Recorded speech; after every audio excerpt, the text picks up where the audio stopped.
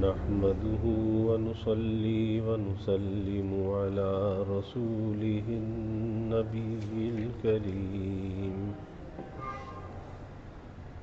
وعلى آله وصحابه أجمعين.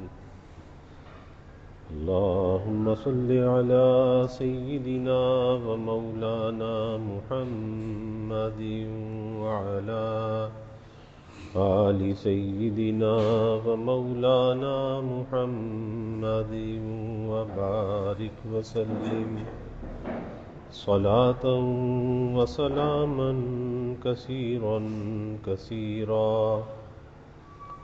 توفیق الہی اپنے مرشد پاک کی برکت سے عشاء کی اس نشست میں حضرت اقدس مفتی عبدالرؤوف صاحب سکھروی دامت برکاتہم کی کتاب 40 گناہ کا درس چل رہا ہے. میراث سے متعلق جو کوتاہیاں ہیں اس پر بات چل رہی ہے کہ کبھی ایسا ہوتا ہے کہ باپ بیٹے کو کاروبار میں معاونت کے لیے لے کر آتا ہے اور باپ کا انتقال ہو جاتا ہے تو بیٹا کاروبار پہ قابض ہو جاتا ہے اور بیٹا یہ کہتا ہے کہ کاروبار تو میں سنبھالتا تھا اور یہ جو کاروبار ہے یہ تو سب میری محنت ہے، اور پھر دوسرے ورثاء کو کاروبار کے حصے سے محروم کر دیتا ہے. اسی طرح سے گھر کا جو ساز و سامان ہے اس پر جو بیوہ ہے مرنے والی کی وہ قبضہ کر لیتی ہے اور جب تک وہ زندہ رہتی ہے ہر چیز کو خود استعمال کرتی ہے. اگر اولاد یہ کہے کہ بھئی اس کو تقسیم کرنا ہے تو کہتے اولاد تو نافرمان ہے، تو انہیں نافرمانی کا طعنہ دیا جاتا ہے، حالانکہ وہ اتنے ہی حصے کی مالک ہے جتنا شرعاً اس کا حصہ بنتا ہے. اس سے زیادہ کا استعمال کرنا اس کے لیے جائز نہیں ہے. پھر بیوی سے مہر معاف کرانا یا اسی طرح سے مہر دے کر میراث کا حصہ نہ دینا یہ بھی جائز نہیں ہے. پھر دوسری شادی کرنے کی صورت میں بیوہ کو میراث کا حصہ نہ دینا کہ شوہر کا انتقال ہو گیا، اب اس کی بیوہ نے عدت پوری کی اور عدت پوری کرنے کے بعد دوسری جگہ نکاح کر لیا تو شرعاً اجازت ہے، شرعاً وہ کر سکتی ہے اور اس کا یہ حق ہے. اب جب اس نے دوسری جگہ نکاح کر لیا تب اولاد اس کا حصہ نہیں دیتی، کہتے تھے اس کا حصہ کر دیا تو دوسرے شوہر کے پاس چلا جائے گا. تو بے شک جایا کرے، آپ تو جس کا حصہ ہے اس کو دے رہے ہیں نا، آپ تو اپنی ماں کو دے رہے ہیں، اب آگے وہ اس کا کچھ بھی مصرف کرے اس کی مرضی ہے، تو ایسا کرنا بھی جائز نہیں ہے.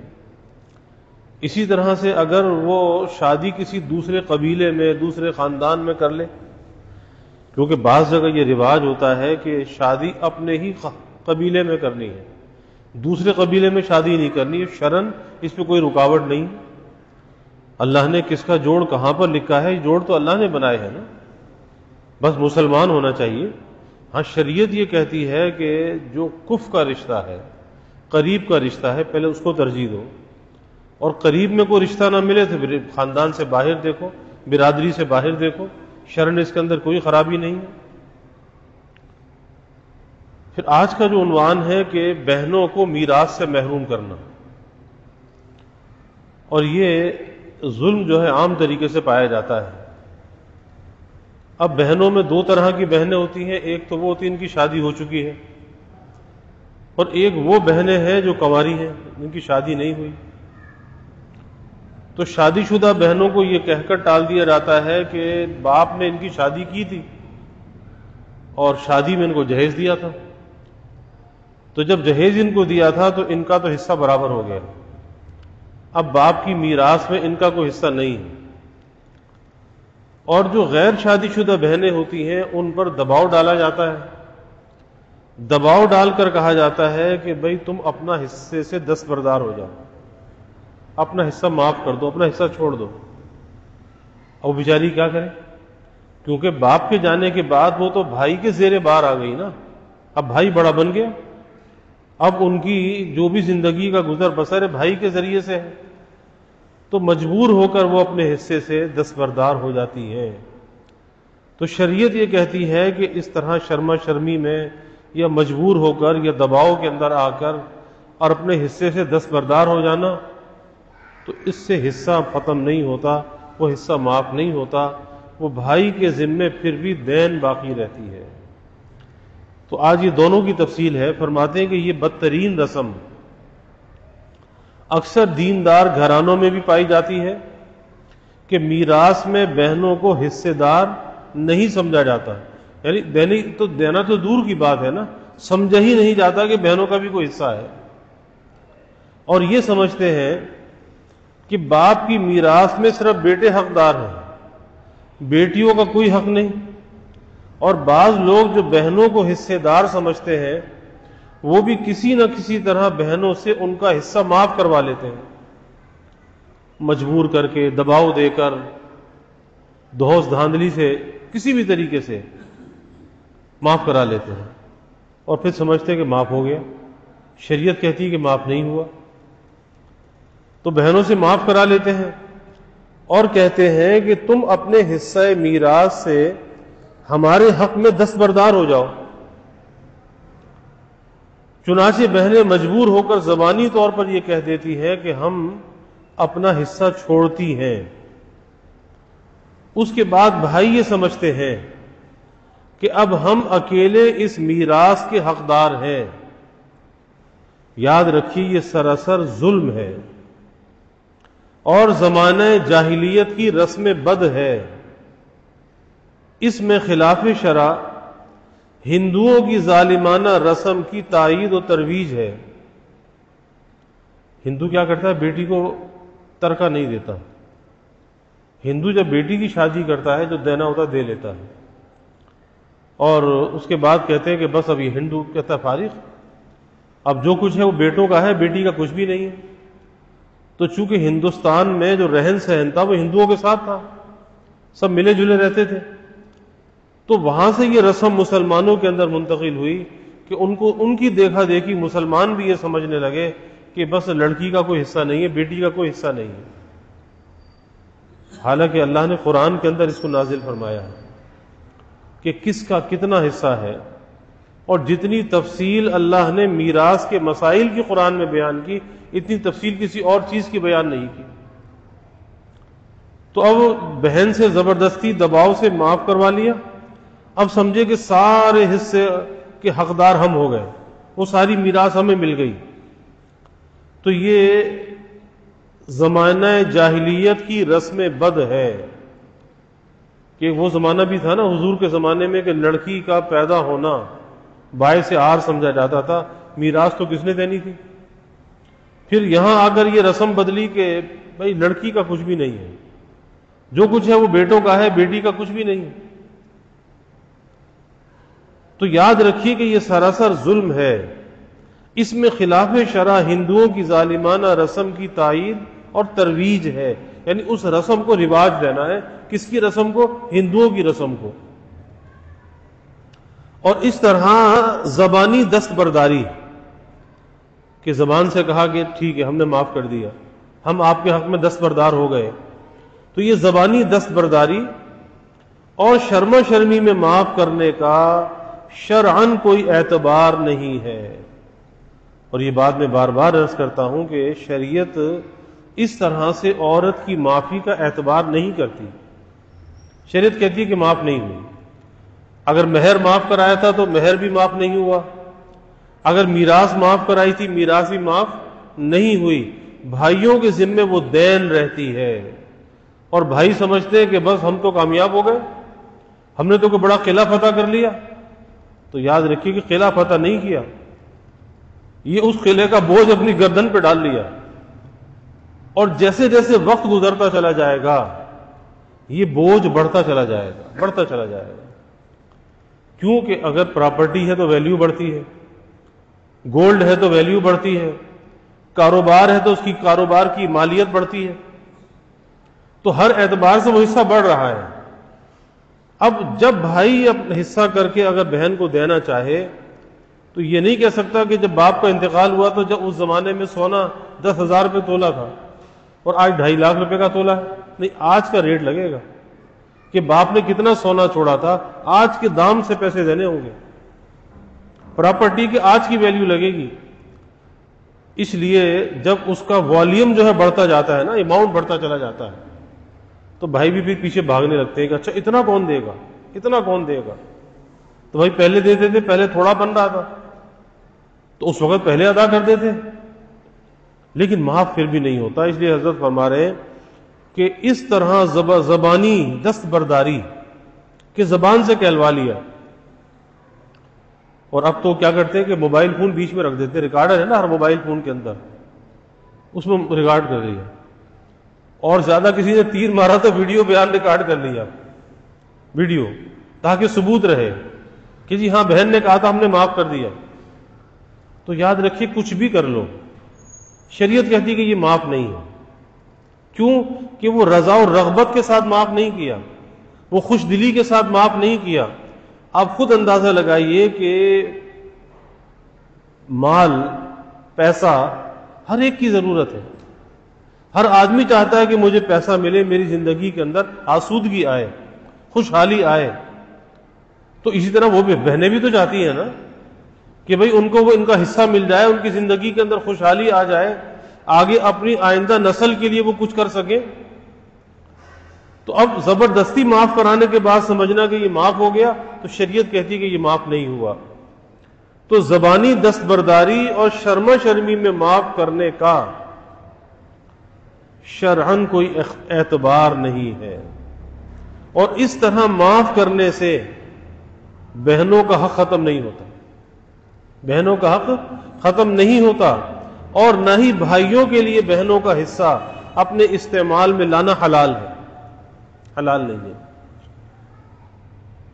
لہذا بھائیوں پر لازم ہے کہ اللہ تعالیٰ کا خوف کھائیں. اب یہی ایک چیز ہے جو انسان کو صحیح فیصلے پر اور صحیح کام پر آمادہ کرتی ہے، اللہ تعالیٰ کا خوف. کہ جب اللہ کا خوف دل میں ہوتا ہے نا، تو پھر آدمی سب سے پہلا کام ہی یہ کرتا ہے کہ اس کو تقسیم کرو، جو کچھ بھی ہے اس کو تقسیم کرو. پھر آدمی اس کو لٹکاتا نہیں ہے، کیونکہ جیسے جیسے وقت گزرتا جاتا ہے دلوں میں سختی آتی جاتی ہے، حرص، طمع، لالچ بڑھتا چلا جاتا ہے. پھر ہر آدمی سوچتا ہے جی مجھے میرے حصے سے زیادہ مل جائے، میں دوسرے کا حصہ غصب کر لوں، اس پہ قبضہ کر لوں.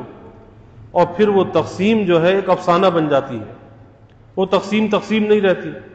اس لیے کسی کے انتقال کے بعد سب سے پہلا کام یہی کرنا چاہیے کہ بھائی حصے لگاؤ، اس کے اثاثوں کو جمع کرو، اگر کوئی قرض ہے تو قرض ادا کرو، وصیت ہے تو اس کو تہائی مال میں پورا کرو، اور باقی جو بچتا ہے سب ورثہ کے اندر تقسیم کر دو. اب کوئی دکان بکتی ہے تو بیچ دو، پراپرٹی بکتی ہے تو بیچ دو، لیکن حصے تقسیم کر دو.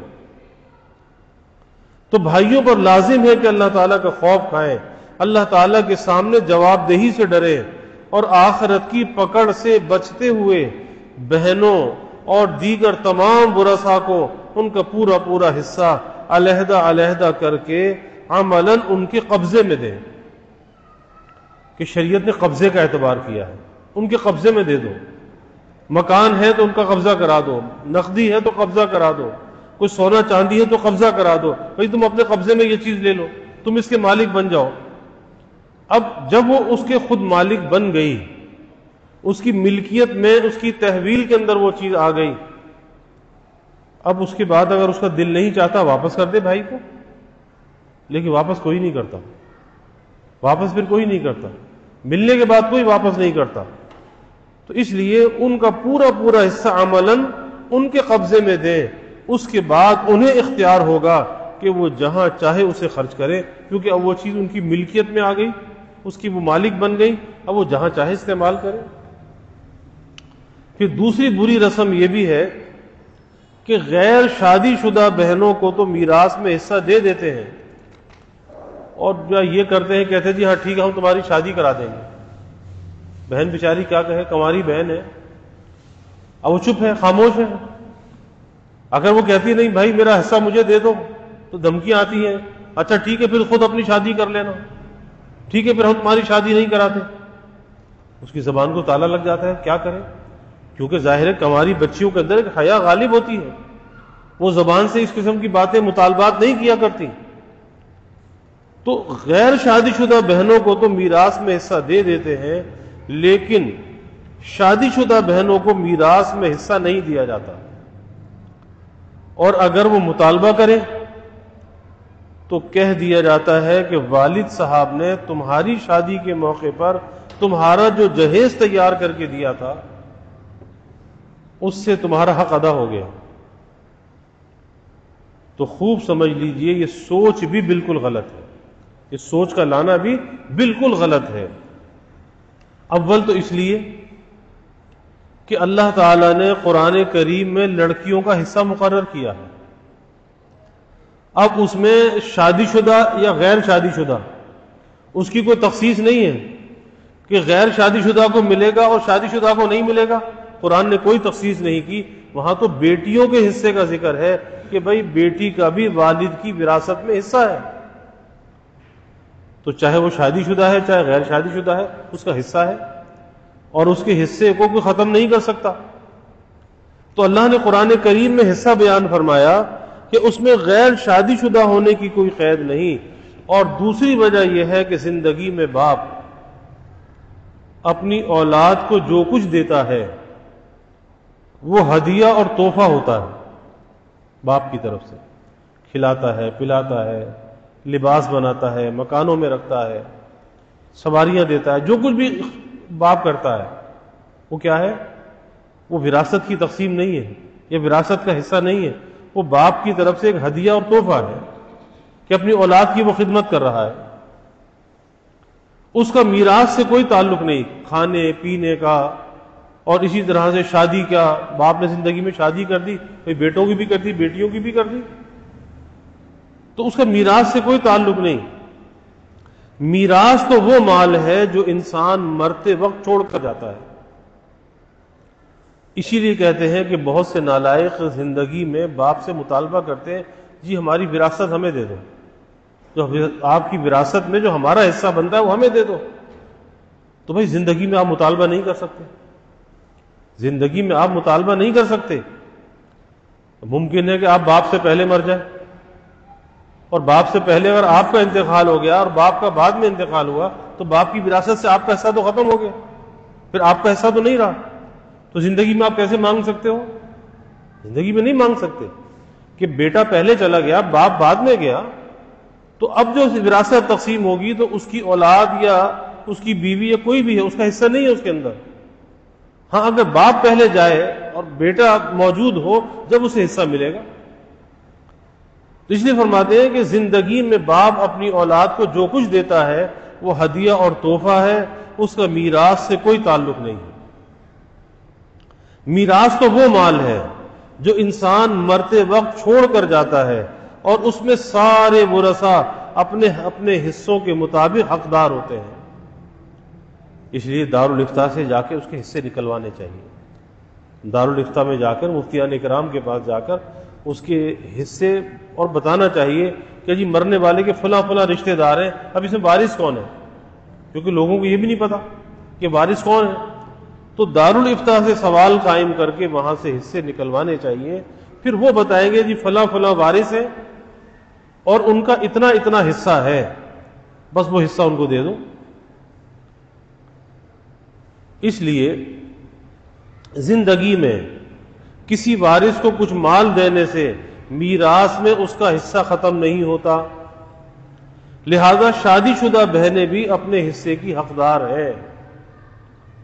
اور آخری بات اس میں یہ بیان کی کہ بعض لوگ کہتے ہیں جی میت کی کوئی چیز ہمیں نشانی کے لیے دے دو، کوئی تبرک کے طور پہ دے دو، کوئی یادگار کے طور پہ دے دو، ہم نشانی کے طور پہ وہ چیز رکھیں گے۔ تو جب تک کہ وراثت تقسیم نہ ہو جائے، وہ سب چیزیں تقسیم نہ ہو جائیں، اس وقت تک اس کا لینا برکت کے لیے ہے یا کسی بھی لیے ہے، یا نشانی کے لیے ہے یا یادگار کے لیے ہے، جب تک جائز نہیں ہے۔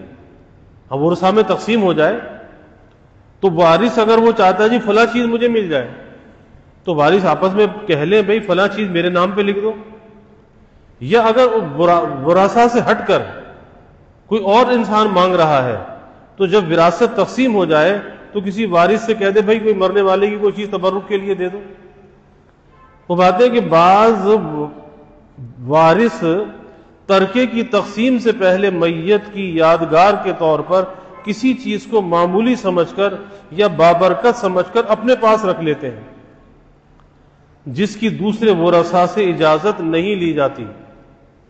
اسی طرح میت کے ایصال ثواب کے لیے مشترکہ ترکے میں سے مال خرچ کیا جاتا ہے، حالانکہ تمام ورثاء کی رضامندی کے بغیر اس طرح کرنا جائز نہیں ہے۔ پھر ایک اور رسم کیا ہوتی ہے کہ جی سویم ہے، 10واں ہے، 40واں ہے۔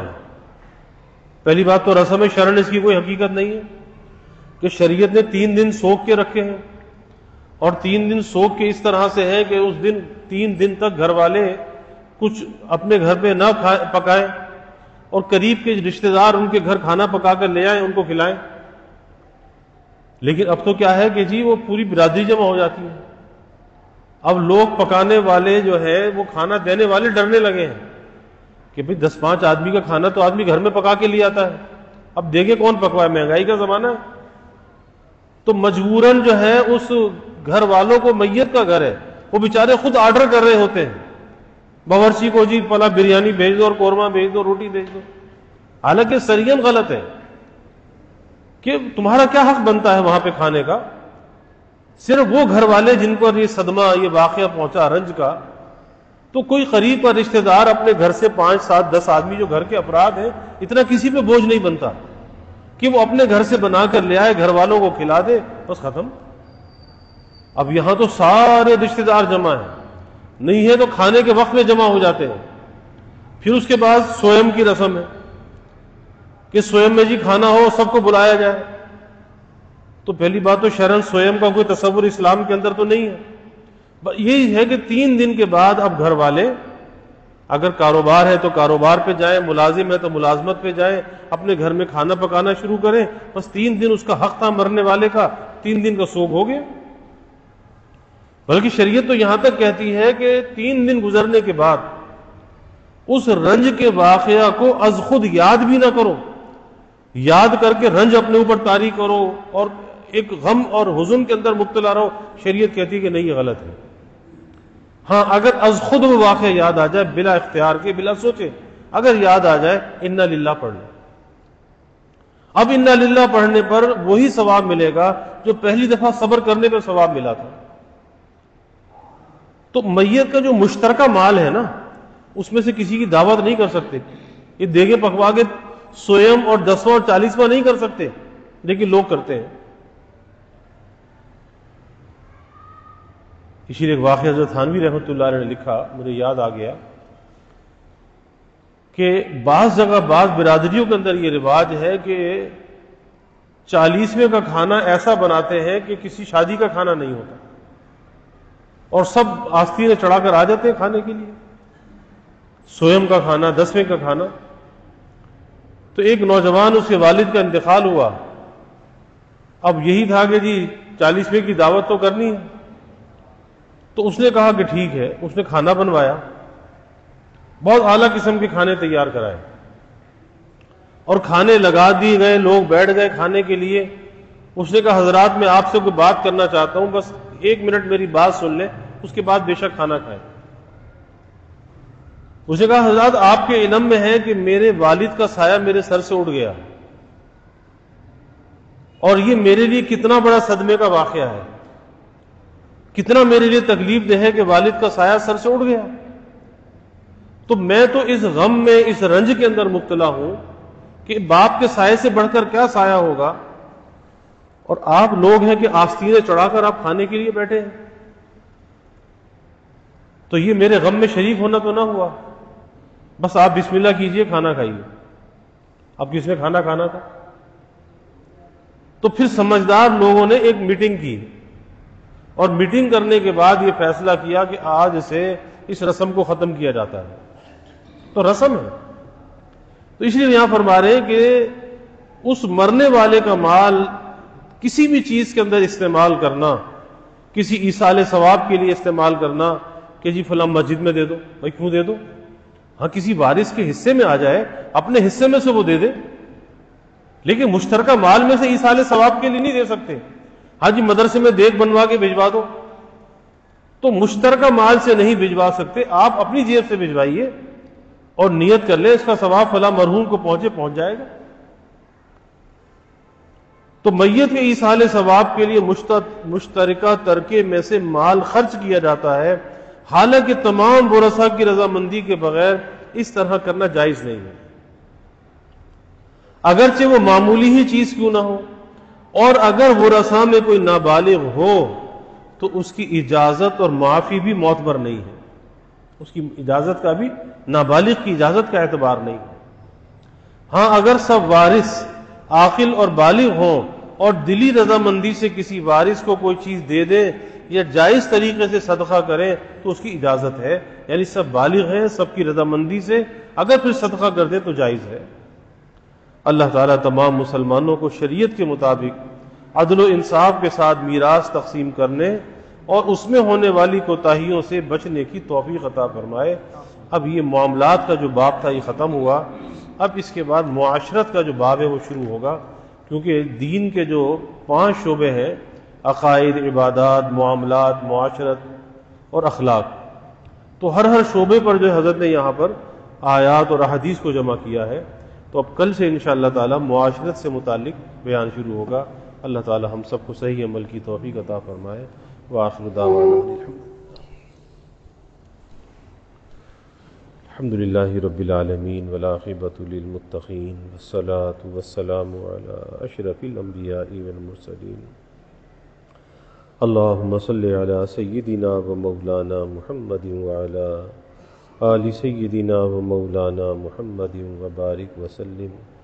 ربنا آتنا فی الدنیا حسنہ وفی الآخرۃ حسنہ وقنا عذاب النار۔ ربنا اتمم لنا نورنا واغفر لنا انك على كل شيء قدير۔ اللهم اعنا على ذكرك وشكرك وحسن عبادتك۔ اللهم ارنا الحق حقا وارزقنا اتباعه وارنا الباطل باطلا وارزقنا اجتنابه۔ اللهم ارزقنا حبك وحب حبيبك صلى الله عليه وسلم۔ اللهم ارزقنا شهادة في سبيلك واجعل موتنا ببلد رسولك۔ یا اللہ یا رحمان یا رحیم یا کریم یا ارحم الراحمین یا اکرم الاکرمین، یا اللہ ہمارے گناہوں کو معاف فرما، یا اللہ ہماری خطایا سے درگزر فرما، یا اللہ اپنی محبت معرفت عطا فرما، اپنی رضا والی زندگی یا اللہ نصیب فرما، رضا والے کاموں کی یا اللہ توفیق عطا فرما۔ یا اللہ یہ معاملات کا بیان آج مکمل ہوا، اے اللہ ہم تجھ سے بھیک مانگتے ہیں ہمارے معاملات کو شریعت کے مطابق بنا دے۔ اے اللہ ہر قسم کی یا اللہ حق تلفیوں سے ہمیں بچا لے، بد معاملگی سے یا اللہ ہمیں بچا لے، یا اللہ کسی کا حق ضائع کرنے سے ہمیں بچا لے، یا اللہ سب کا حق ادا کرنے والا بنا، اے اللہ سب کا حق ادا کرنے والا بنا، اور جو ہم سے کوئی حق تلفی ہوئی اے اللہ اس کی تلافی کا ہمیں فکر عطا فرما، اور مرنے سے پہلے یا اللہ حقوق کی تلافی یا اللہ ہم سے کرا دے، ہماری قبروں کو اور میدان حشر کو اس بوجھ سے یا اللہ بچا لے۔ یا اللہ ہم کمزور ہیں، ضعیف ہیں، یا اللہ آخرت کی تکلیف کو برداشت نہیں کر سکتے، وہاں کی ذلت و رسوائی کو برداشت نہیں کر سکتے۔ اے اللہ تو ہمارے معاملات کو، ہماری معاشرت کو یا اللہ حسن معاملات بنا، حسن معاشرت بنا، ہمارے اخلاق کو حسن اخلاق بنا۔ یا اللہ ہر قسمی ترقیات عطا فرما، سب کے دلوں کے نیک ارادوں کو، تمناؤں کو یا اللہ از غیب پورا فرما، سب کی حاجات کو پورا فرما، پریشانیوں کو دور فرما، بیماریوں سے یا اللہ حفاظت فرما، ہر ناگہانی بلا اور مصیبت سے یا اللہ حفاظت فرما، زمینی آسمانی آفات سے یا اللہ حفاظت فرما، موذی امراض سے یا اللہ حفاظت فرما۔ یا اللہ سب کے علم میں، عمل میں، رزق میں خوب خیر و برکت فرما، ابواب رزق یا اللہ کشادہ فرما، رزق حلال عطا فرما، آسان عطا فرما، برکت والا عطا فرما۔ یا اللہ کبھی کسی کو مخلوق کا محتاج نہ بنا، ہمیشہ اپنے در کا سائل اور بھکاری بنا، اپنے در کا منگتا اور سوالی بنا، اپنے غیر سے یا اللہ ہماری امیدوں کو قطع فرما، اپنی ذات عالی کا یقین یا اللہ ہمارے دلوں میں پیدا فرما، یا اللہ ہر امید کو تیری ذات سے وابستہ کرنے والا بنا، یا اللہ ایمان کی ترقی، اعضا کی سلامتی عطا فرما، ہر محتاجی سے، معذوری سے یا اللہ ہماری حفاظت فرما، یا اللہ ہمارے ملک پر اپنی رحمتوں کا نزول فرما، اس ملک کو امن کا، سلامتی کا گہوارہ بنا، ہر قسمی دہشت گردیوں سے، فرقہ واریت سے، مذہبی منافرت سے یا اللہ اس ملک کی حفاظت فرما، اس ملک میں رہنے والوں کی یا اللہ حفاظت فرما، یا اللہ مہنگائی کے، گرانی کے عذاب سے نجات عطا فرما، سب کے گزر بسر کو یا اللہ آسان فرما، سب کے سفید پوشی کے بھرم کو قائم فرما، کسی کو مخلوق کے آگے رسوا نہ فرما، مخلوق کے آگے سوال کی ذلت سے بچا، عزت آبرو والی زندگی عطا فرما، ستاری والی زندگی عطا فرما، اپنی غیبی مدد کو یا اللہ شامل حال فرما، یا اللہ ہماری اس مسجد کی توسیع و تعمیر کے مرحلے کو آسان فرما، دارالقرآن کا قیام آسان فرما، اس کے مغربی سمت کے مکانات کا حصول بھی آسان فرما، اے اللہ جو اس کی ادائیگی ہے اس کا غیب سے انتظام فرما، یا اللہ ہر قسم کے موانع اور رکاوٹوں سے حفاظت فرما، یا اللہ جو بھی اس کے معاونین ہیں، خادمین ہیں، جس نوع سے بھی تعاون کرنے والے، خدمت کرنے والے، یا اللہ انہیں دنیا آخرت میں اس کا صلہ عطا فرما، ان کی نسلوں کو بھی شاد و آباد فرما، یا اللہ اپنی رحمتوں کا، برکتوں کا، راحتوں کا نزول فرما، زحمتوں کو یا اللہ دور فرما، یا اللہ ہمیں دین دنیا آخرت میں عافیت عطا فرما، عافیت دائمہ عطا فرما، ربنا تقبل منا انك انت السميع العليم وتب علينا انك انت التواب الرحيم وجزا الله عنا محمدا صلى الله عليه وسلم معه وآله وصلى الله تعالى وسلم على النبي الكريم